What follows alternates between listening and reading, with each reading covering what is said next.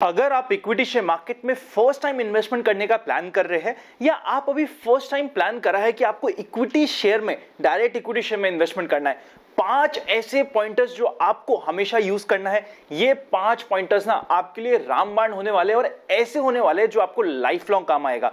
More than that, ये 5 pointers ऐसे हैं जो आज के दिन इक्विटी मार्केट सिनेरियो को देखते हुए, मार्केट स्टैंस को देखते हुए बहुत ही ज्यादा रेलेवेंट है। इन 5 पॉइंट को एक एक करके डिटेल में डिस्कस करेंगे, स्पेशली अगर आपने इन्वेस्टिंग लाइफ अपनी रिसेंटली स्टार्ट करी है, मे बी 6 महीने पहले, 1 साल पहले, 2 साल पहले। सो ये 5 पॉइंट्स हमेशा ध्यान रखेगा और ध्यान से देखिएगा ये वीडियो। मेरा नाम है अनंत Ladda, CFA, CA, CFP, LLB। चलिए इससे पहले कि हम शुरू करें, उससे पहले अगर अभी तक आपने open for all Telegram join नहीं किया, डिस्क्रिप्शन में लिंक है, वरना आप सीधा टेलीग्राम पे जाके इन्वेस्ट आज फॉर कल सर्च करेंगे तो आपको ये ओपन फॉर ऑल चैनल मिल जाएगा। इसका पार्ट जरूर बन जाइएगा। चलिए शुरू करते हैं बड़ा ही इंपॉर्टेंट डिस्कशन।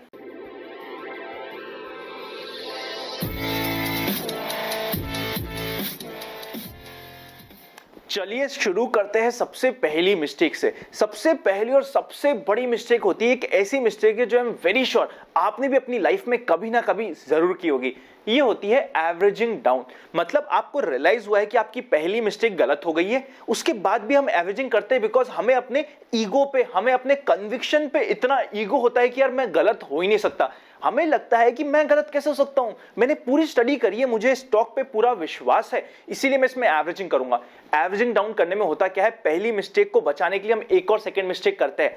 हो सकता है कुछ शेयर्स में आप एवरेजिंग डाउन करें और आप बच भी जाए, भगवान की कृपा रहे, भगवान का आशीर्वाद रहे तो 1, 2, 3 स्टॉक में आप बच जाए। बट जिस भी स्टॉक में आप फंसेंगे वो ऐसा फंसेंगे कि आपके सारी कमाए हुए पैसे ये लेके चले जाएगी। मेक श्योर कीजिएगा हमें averaging down as a rule कभी भी फॉलो नहीं करना है। Averaging down is one of the biggest emotional mistake जो स्पेशली नए इन्वेस्टर्स करते हैं, और स्टार्टिंग में क्योंकि उनके 1-2 जगह चल भी जाता है तो वो इसे अपनी एक हैबिट बना लेते हैं। इस चीज का हमें ध्यान रखना बहुत ही ज्यादा जरूरी है। सेकेंड पॉइंट की बात करते हैं। कभी भी सिंगल स्टॉक में आपका पोर्टफोलियो का 10% से ऊपर का नहीं होना चाहिए एलोकेशन। होगा क्या, जब हम एवरेजिंग डाउन करते हैं ना, उसके बाद सेकंड मिस्टेक साथ में फ्री आती है। मतलब क्या, एवरेजिंग डाउन करते करते एक स्टॉक में हमारा इतना एक्सेस पोर्टफोलियो हो जाता है कि वो हमारे टोटल पोर्टफोलियो का 10% से ऊपर का हो जाता है। एग्जाम्पल, काफी लोगों के पास येस बैंक में अपने पोर्टफोलियो से 10% का ज्यादा होगा, जैन इरिगेशन में होगा, नाम की लिस्ट खत्म ही नहीं होगी अगर हम नाम काउंट करने लग गए तो। इसीलिए हमें हमेशा as a rule make sure करना है एक सिंगल स्टॉक में हम 10% से ज्यादा किसी भी हालत में एलोकेट ना करें और मेक श्योर करें कि 10% ही हमारा मैक्सिमम एलोकेशन होना चाहिए। थर्ड इंपॉर्टेंट पॉइंट पे चलते हैं। ये एक ऐसा पॉइंट है जो राकेश झुंझुनवाला सर भी यूज करते हैं और काफी मेजर इन्वेस्टर्स, सक्सेसफुल इन्वेस्टर इस चीज को यूज करते हैं और ये मेरा पर्सनल फेवरेट स्ट्रैटेजी है। थर्ड पॉइंट क्या बोलता है, हमें हमेशा पहले जनरल मार्केट ट्रेंड को एनालाइज करना चाहिए, फिर स्टॉक स्पेसिफिक जाना चाहिए। अगर general market trend up trend में हो, हम स्टॉक स्पेसिफिक अगर कुछ मिस्टेक भी कर जाएंगे, आपकी मिस्टेक माफ हो जाएगी। अगर जनरल मार्केट ट्रेंड न्यूट्रल हो, यहां पर भी आपकी कुछ मिस्टेक तो माफ हो जाएगी, बट डाउन ट्रेंड में करी गई मिस्टेक कभी भी माफ नहीं होती है। अगर general market trend down trend में हो तो उस समय हमें एक्स्ट्रा कॉशियस होना जरूरी है। उस समय होगा ये, कई बार ऐसा भी होगा आपने किसी शेयर में इन्वेस्ट किया, उसमें रिटर्न्स मिल गए, बट वहां पे आपकी सक्सेस की प्रोबेबिलिटी बहुत कम हो जाएगी।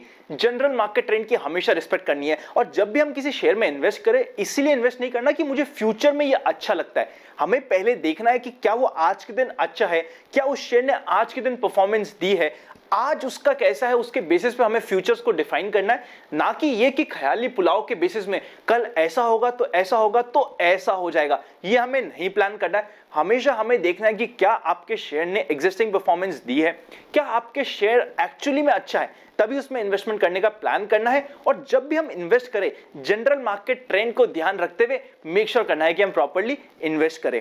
फोर्थ मिस्टेक और फोर्थ पॉइंटर जो हमें ध्यान रखना चाहिए, कभी भी अपना शॉर्ट टर्म पोर्टफोलियो और लॉन्ग टर्म पोर्टफोलियो मिक्स मत करिए। होगा क्या, कई बार आपको अपने short term portfolio, I am very sure, अगर पिछले 6 महीने में अगर आपने इन्वेस्टमेंट किया है ना, पिछले 6 महीने में आपके शॉर्ट टर्म पोर्टफोलियो में रिटर्न आ गया होगा 30, 40, 50, और अगर प्रॉपर स्टॉक सिलेक्शन हो तो इवन 70 to 80% रिटर्न भी आपको 6 महीने में आ गया होगा। जब ऐसे रिटर्न हमें डायरेक्ट इक्विटी शेयर में शॉर्ट टर्म पोर्टफोलियो में मिलता है, हम अपना लॉन्ग टर्म पोर्टफोलियो भी डिस्टर्ब करने लग जाते हैं। इस बाइफर्केशन को ध्यान रखना बहुत जरूरी है। शॉर्ट टर्म पोर्टफोलियो को अलग तरीके से टैकल करना है, ट्रेडिंग पोर्टफोलियो को अलग तरीके से टैकल करना है, और लॉन्ग टर्म पोर्टफोलियो को अपने ट्रेडिंग स्टाइल से मैनिपुलेट नहीं करना है। लॉन्ग टर्म के लिए मैं पर्सनली 1 साल से ऊपर के इन्वेस्टमेंट के लिए म्यूचुअल फंड यूज करता हूं। अगर आप चाहते हैं हमारी टीम हेल्प करे तो डिस्क्रिप्शन में हेल्पलाइन नंबर है, वरना आपको जैसे सही लगे ना आप इन्वेस्टमेंट प्लान कर सकते हैं। बट मेक श्योर कीजिएगा लॉन्ग टर्म इन्वेस्टमेंट को अलग तरीके से टैकल करना होता है और शॉर्ट टर्म इन्वेस्टमेंट को अलग तरीके से टैकल करना होता है। अगर हमने कहीं पे भी दोनों स्ट्रैटेजी मिक्स करने की कोशिश करी तो हमारे लिए कई बार दिक्कतें हो सकती है।